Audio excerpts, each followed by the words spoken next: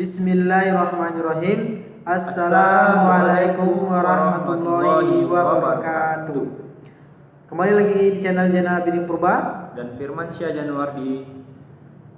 Kembali lagi kita bersyukur kepada Allah Subhanahu wa taala yang mana pada kesempatan kali ini kita masih diberi kesehatan, iman dan Islam, dan juga jangan lupa kita berselawat kepada Nabi Muhammad SAW dengan melafazkan Allahumma sholli ala Sayyidina Muhammad wa ala ali Sayyidina Muhammad. Perkenalkan, nama saya Zainal Abidin Purba dari jurusan S1 Manajemen, kuliah di kampus STI Mahaputra. Perkenalkan, nama saya Firmansyah Januardi, jurusan D3 Akuntansi, kampus di STI Mahaputra Riau. Baiklah teman-teman, video kali ini saya dan teman saya akan mempresentasikan materi koperasi syariah. Jangan lupa like, comment, and subscribe. Baik, mari kita simak video berikut ini. Oke teman-teman, yang pertama saya ingin menjelaskan koperasi syariah atau definisi koperasi syariah. Yaitu yang pertama, kata koperasi diambil dari bahasa Inggris, yakni cooperation. Jika diterjemahkan ke dalam bahasa Indonesia artinya kerjasama. Nah, yang kedua, definisi koperasi juga menurut Undang-Undang Nomor 25 Tahun 1992, koperasi dapat diartikan sebagai suatu badan usaha yang beranggotakan sekumpulan orang yang kegiatannya berlandaskan prinsip-prinsip koperasi sekaligus sebagai gerakan ekonomi kerakyatan yang berasal dari kekeluargaan. Sementara itu, menurut Bapak Proklamator kita Muhammad Hatta yang sekaligus menjadi Bapak koperasi adalah satu jenis badan usaha bersama yang menggunakan asas kekeluargaan dan gotong royong.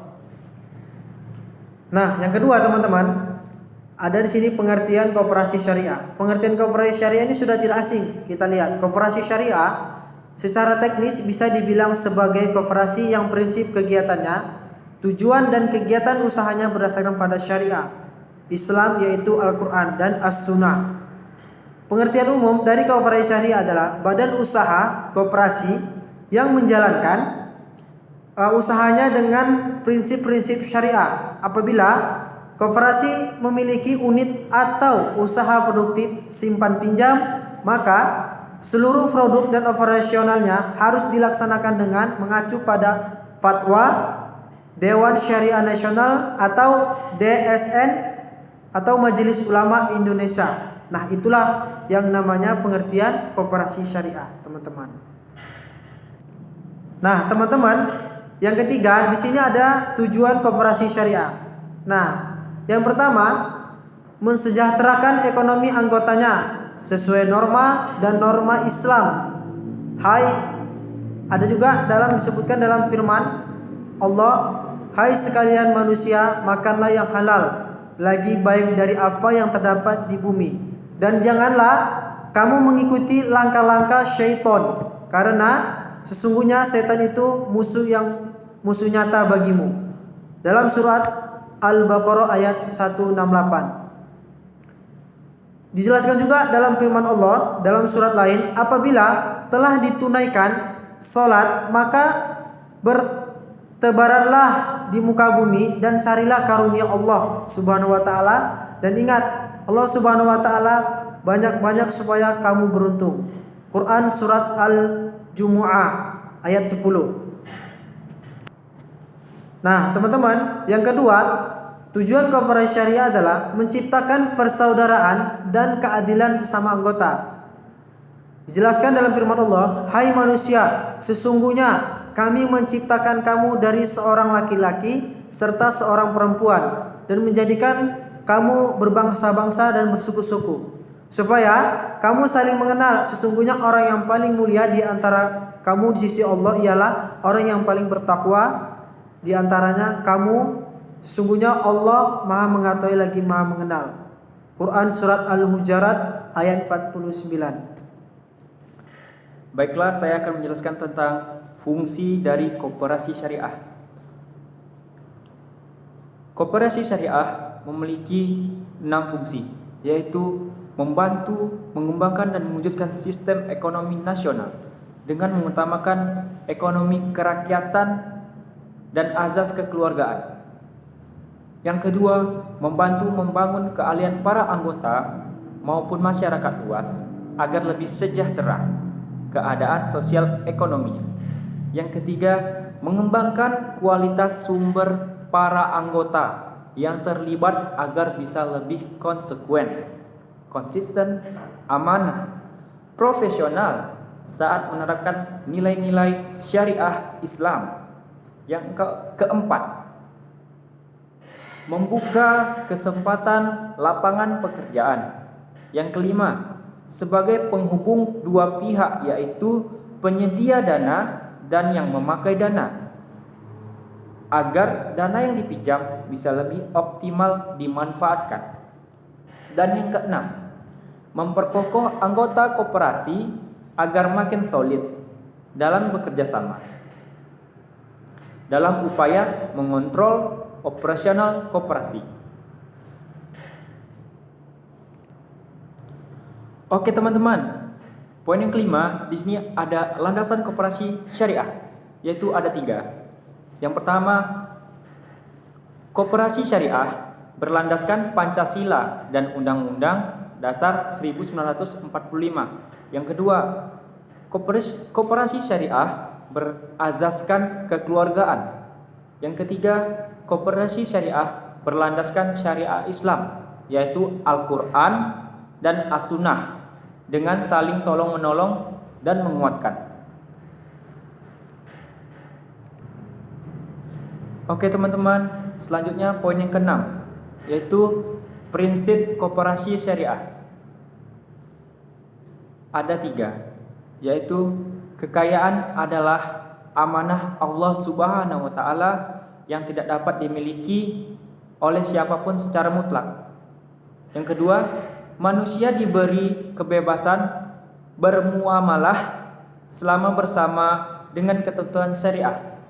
Yang ketiga, manusia merupakan khalifah Allah dan pemakmur di muka bumi.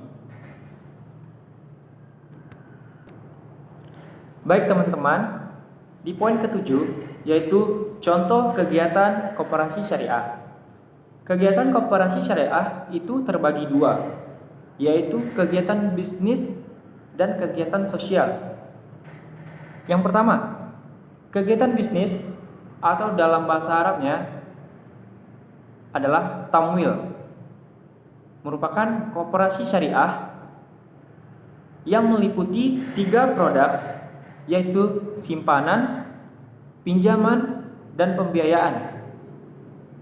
Dan yang kedua itu kegiatan sosial atau dalam bahasa Arabnya disebut mal, meliputi kegiatan menghimpun dan menyalurkan dana zakat, infak, sedekah, wakaf, dan lain-lain.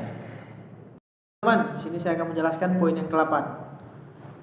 Perbedaan koperasi konvensional atau perbandingan koperasi konvensional dan koperasi syariah terbagi jadi 4.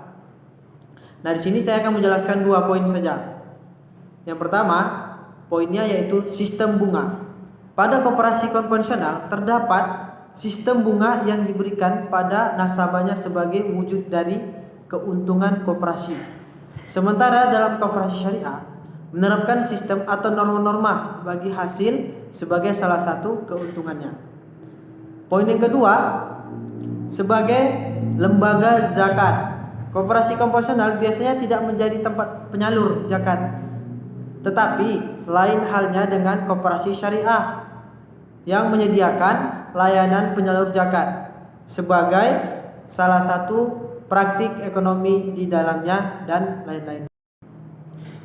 Oke, baik teman-teman, masih berada di poin yang ke-8 tentang perbandingan antara koperasi syariah dan koperasi konvensional. Saya akan melanjutkan penjelasan dari teman saya tadi, yaitu yang ketiga, dilihat dari sisi pengawasan. Pada koperasi konvensional, berfokus pada pengawasan kinerja pengelolaan koperasi saja.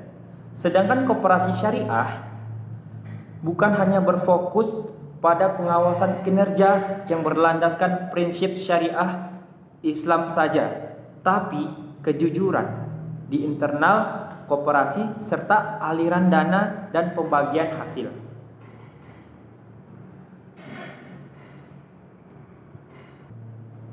Yang keempat itu penyaluran produk. Koperasi konvensional memberlakukan sistem kredit atau meminjam produk bagi para nasabah. Nasabah yang meminjam dana atau barang harus mengembalikan beserta dengan bunga pinjaman di waktu yang sudah disepakati.